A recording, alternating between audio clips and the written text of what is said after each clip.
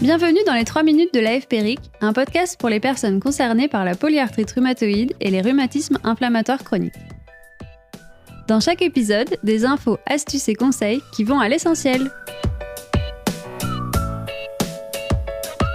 Aujourd'hui, dans notre série Patients-acteurs, nous recevons le professeur Jérôme Avouac, rhumatologue à l'hôpital Cochin à Paris et chercheur à l'Institut Cochin à l'unité INSERM U1016. Le professeur Avouac nous explique l'usage, l'intérêt et les limites de la téléconsultation en rhumatologie. Donc, je vais vous parler de la téléconsultation, son recours, son intérêt, ses limites. Alors, comment déjà se passe la téléconsultation en pratique ?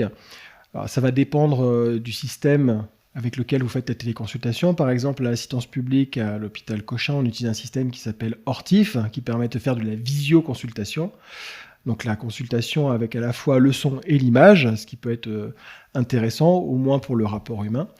Et puis donc comment ça se passe ? Le patient a un rendez-vous comme un rendez-vous de consultation, il se connecte sur la plateforme Ortif. En parallèle, le médecin se connecte également à la plateforme, il y a une salle d'attente pour le malade, et puis le malade rentre ensuite dans l'espace de téléconsultation, qui est une visioconsultation comme quand vous discutez au téléphone avec des systèmes vidéo.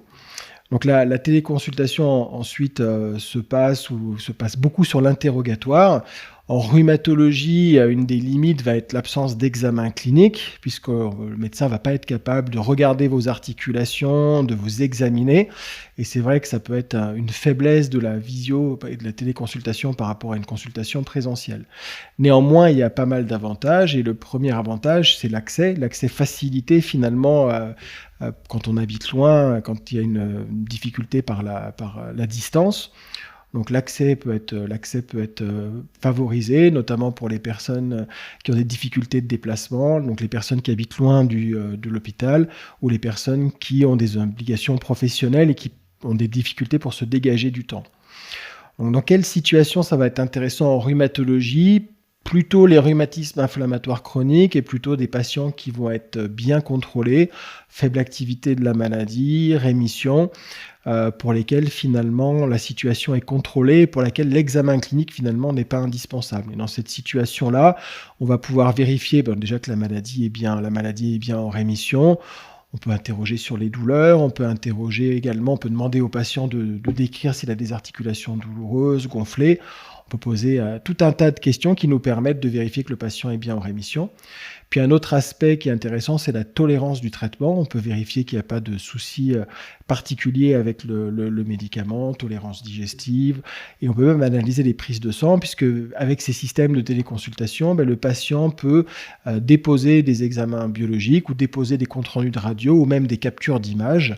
C'est tout à fait possible. Et à ce moment-là, le médecin peut regarder l'analyse de sang, peut regarder les images, peut interpréter les examens d'imagerie, ce qui permet aussi d'avoir des informations sur l'activité du rhumatisme ou également la tolérance du traitement. Donc tous ces éléments sont intéressants, ça permet d'éviter un renouvellement sauvage d'ordonnances chez les patients qui vont bien, ça permet quand même d'avoir une interaction avec le patient.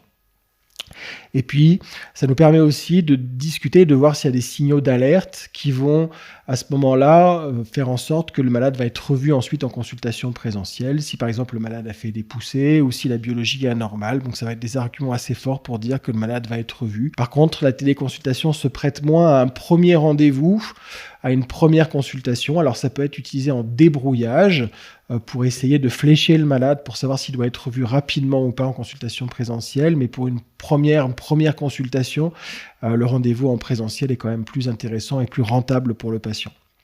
Donc au total, la téléconsultation est une modalité intéressante qui a tendance à se généraliser. On l'utilise, les rhumatologues hospitaliers l'utilisent, mais ça se généralise également en ville, les possibilités de faire la téléconsultation avec des rhumatologues libéraux. Et donc c'est une modalité quand même qui apporte un plus dans notre exercice par rapport à la consultation présentielle habituelle. Merci au professeur Jérôme Avouac pour cette intervention. Nous remercions également le laboratoire UCB qui a apporté son soutien institutionnel à la réalisation de cet épisode. Ça vous a plu ? N'hésitez pas à vous abonner, liker et partager notre émission. Pour plus d'infos, rendez-vous sur www.polyarthrite.org.